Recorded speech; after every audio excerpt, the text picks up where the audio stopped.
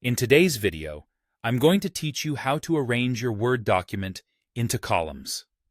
Whether you're designing newsletters, brochures, or any document requiring a multi-column layout, these steps will make your life easier. To get started, first open your document in Microsoft Word. Once you have your document open, the next thing you want to do is direct your attention to the top of your screen. Notice the ribbon, a series of tabs that give you access to various tools. You'll want to click on the tab labeled Layout. This tab is crucial because it holds all the options you need for altering the page setup of your document. Now that you're in the Layout tab, look for a section called Page Setup.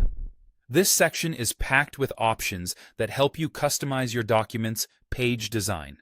Within this section, you'll see an option labeled Columns. Go ahead and click on that.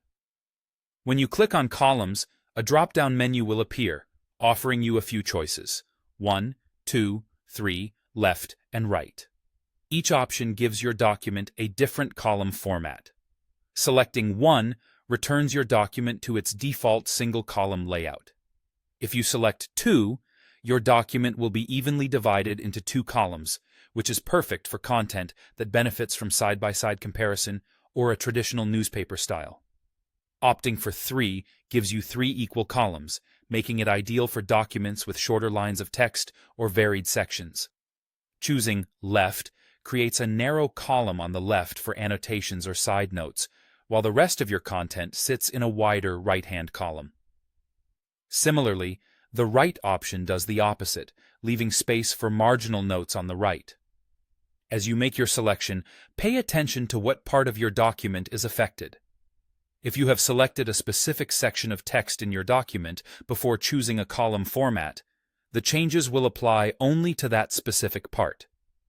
However, if no text was selected before you altered the column setting, the entire document will adopt the column layout you choose.